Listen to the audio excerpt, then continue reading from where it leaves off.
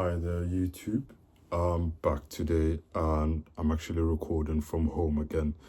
Second video where I'm at home and decided to, just do it right here instead of venturing out, going to, the park and isolating myself in the wilderness to make videos. Why? When I've got the space right here. Anyways, I'd like to start off, with talking about how I've been feeling throughout my body, the anxiety and things like that. As you know, I've still been going through the anxiety and it's very difficult. I feel it in my chest, in my lower abdomen, and in my, center of my head as well, the brain stem and stuff. This has been, something that's been holding me back for several years, if not decades. So I'd like to give you a short story. So when I was young, the first instant for me, or the memory of social anxiety, was actually, I think, when I was around 4 or 5. So I was with my dad and we went to the mosque to pray. I think it was Jum'ah. So we were sat there, it was before the actual khutbah started. And I was told and asked from my dad to check out the wudu section because he needed to make wudu, of course. And I was told to see, of course, if there's a queue and stuff. So I remember getting up and I walked a few steps, around 10 steps or so. And then what I remember was I was just overwhelmed from the amount of people that were there and just like taking it all in, to the point where I remember I looked around and I was feeling some sort of uncomfortable, dirty feeling in my stomach. And I just decided to do a U-turn. I went back to my dad and I told him, literally, I just looked at him, I said, I don't know. And he said, what do you mean? Like, is the wudu section empty? And I didn't even want to answer back. Like, that's how shy I felt at that time. And that's like the first memory of me, like, to do with social anxiety.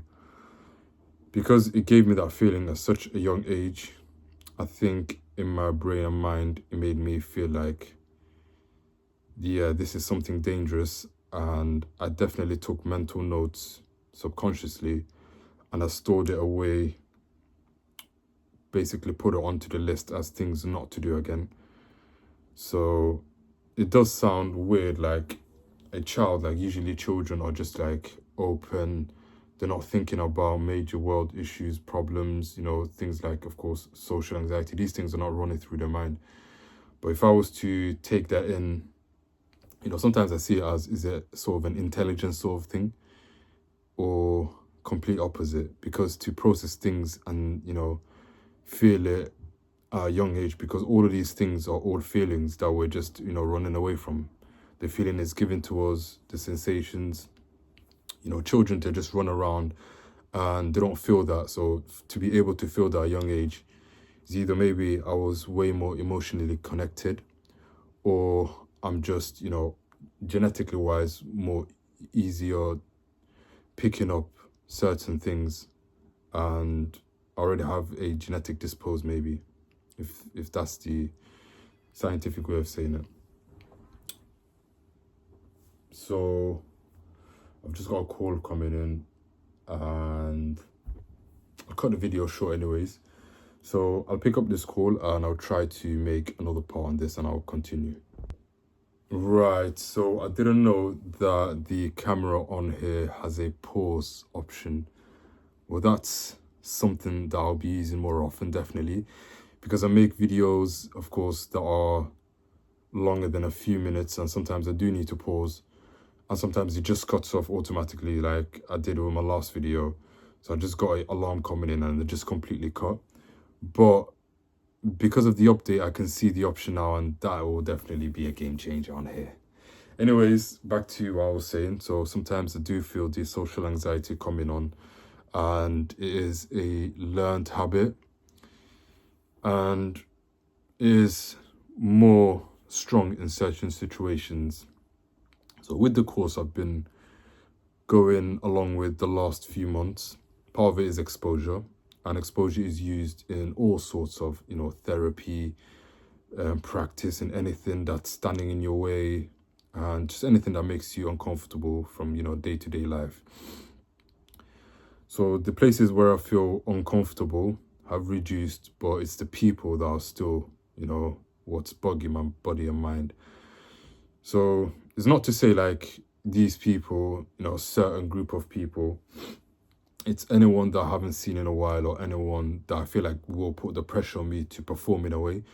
Because now that I've stopped performing, and when I see those people that I usually used to perform for, just to act like a certain way and talk a certain way, and I'll feel the pressure of not doing that anymore and just being myself. So I'm sort of stuck in the middle. And at times I'll just, be back to performing. And at times I'll just be like, this is me. And I'll be talking more subtle and more grounded. It's a tug of war, because when I feel the pressure, there's sort of a automatic response from the body that'll make me talk from here on up. And that's a defense mechanism, because you should really be just calm, allowing it. So the only way to unlearn this is to put myself in more embarrassing and uncomfortable situations. And even things like that, like as you just noticed, like I put my head down when I said embarrassing. It's like I don't want people to hear me or anything. Like I'm so used to being a perfectionist and just having things looking like all well done, glittery from the outside, whilst it eats me up from the inside. So I'm gonna try unlearn this, and I'll take more breathers during conversations so I can digest and process what I'm hearing as well from other people. Conversations with people is triggering, of course, to some extent, and the way I deal with it is I try to avoid the awkward silence, so I talk more, ask more questions, and even sometimes my voice, as you can hear, is keep breaking and it's keep going back to normal. And just literally from this talk, sort of like, I feel like it's giving people insight to the cringe part of my life, and it's making me, like tingle, numbness. I'm just completely aware of my sensations right now. Like my hands feel numbish in a way. But I've got to awaken those feelings, and that's exactly why I decided to make this video at home today from my bedroom. And before I actually made this video, I made a small daily vlog that I've been doing, and I was doing the awkward tension releasing exercises. So it's like I'm actually putting the work in now to try get the, anything that's just dirty just out there, accepting it, instead of, just hiding it. So I'm just literally working on it. And I'm going to try not to put on a mask, and I'm going to try be myself. And there's so much more work to be done.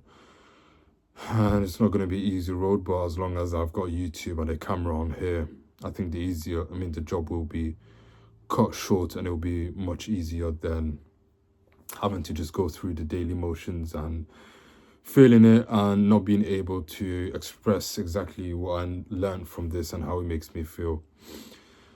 So I'll just end the video right here, because for some reason YouTube won't allow me to upload videos more than 10 minutes. And if I do, I've got to cut it, and I realize most people don't want to see 2 parts.